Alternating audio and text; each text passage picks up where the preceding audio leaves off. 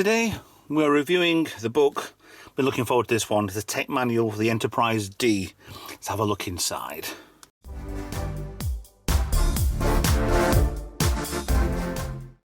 Hi guys, Ralph here. So we have the tech manual book now. We're going to be looking through. This is by Rick Sternbach and Michael Okuda. So you know these kids know what they're doing.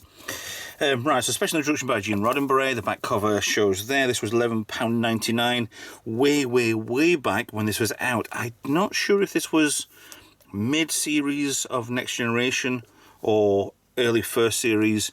I think it's probably early first, maybe even second series, but we'll find out in a second anyway. So we go up and start. There we are, 91. So that's series 3. So was that 87 to 88, 99? Yeah, series 4 then. It's in 91. So that's the introduction. Robert F. Kennedy. Some men see things the way they are and say, why? I dream things that never were and say, why not? Exactly, why not? So, author's introduction, Gene Roddenberry's gone past. So it's basically, you can get this by the way from eBay. I think there may be one or two on Amazon if you're lucky. Depends where you are. So we have the Galaxy class diagram there, the front section.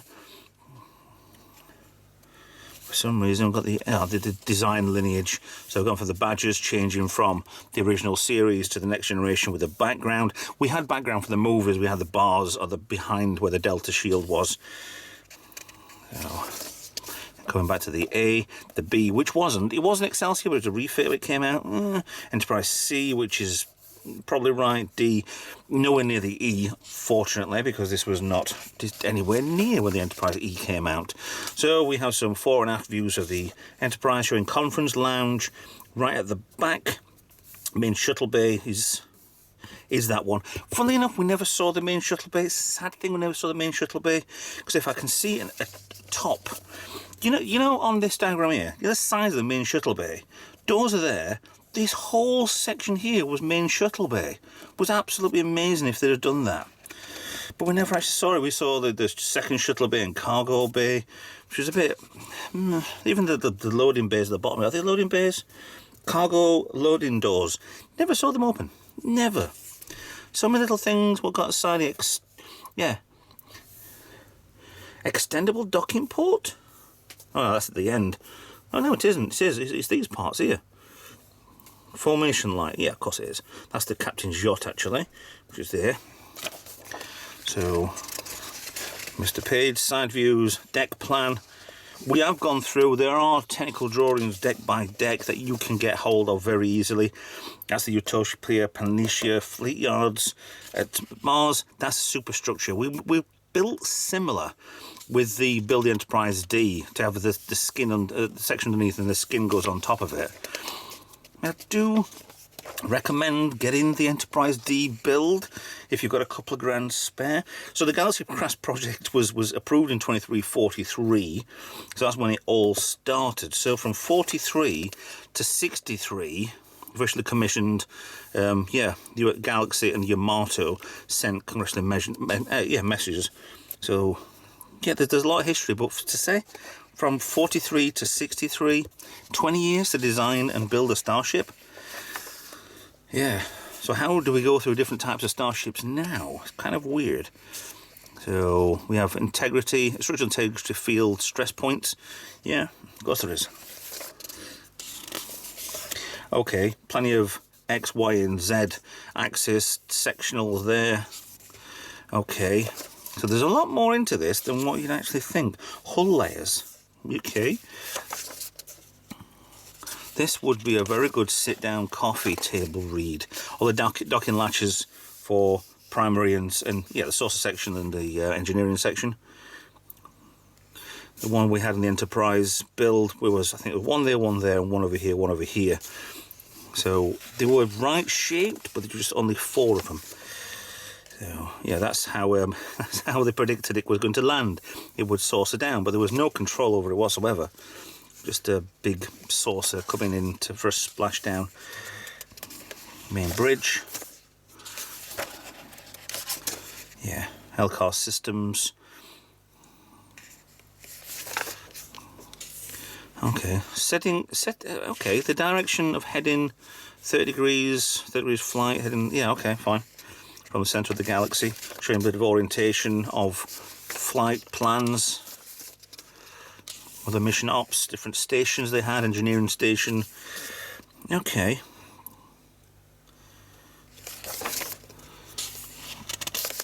Engineering section. Engineering hull computer core. So it was 2 computer cores for the ship. Obviously it's sectioned off anyway. If it wanted to, you'd need a separate computer system to run that sort part of the ship. So the main one was in the saucer and then the engineering section as well. So we've got a pad, we've got isolated chips, all things that are props in the series as well. Warp field coils, showing how that is meant to work. Yes, it's sci-fi, and if it was real, I'd be really happy with that. Full warp core, never really saw that. We saw just this part in here, engineering section, and we saw a little bit goes up, and a little bit goes sidewards. But the engineering section does go quite a way. The matter-antimatter injectors. Yeah, that's the dilithium crystal. Okay. A tuned plasma stream, crystal frame. Okay, got warpness cells. Each one of these are like a band. There they are. The actual, yeah, the warp field coils. I mean, we actually saw that in Voyager. They're actually, when they landed on the planet, did a service on themselves. It was quite weird to see that actually properly. And then there was the episode of Next Gen where the person's part or the soul or whatever it is was actually stuck inside one of the nacelles.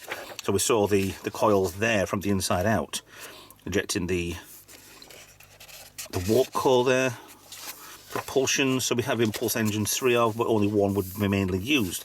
Saucer impulse engines, but we did see later on in Generations they were all lit up, which was a bit odd. A little bit odd, but it probably gains maneuverability if you power through to get 3 impulse engines instead of the 1. More maneuverability. Okay. Yeah. Exterior connect hard points on the back, on the here. Yeah, okay. Those are hard points just because when they get into dry dock, so it doesn't move around a lot. Okay, tractor beams.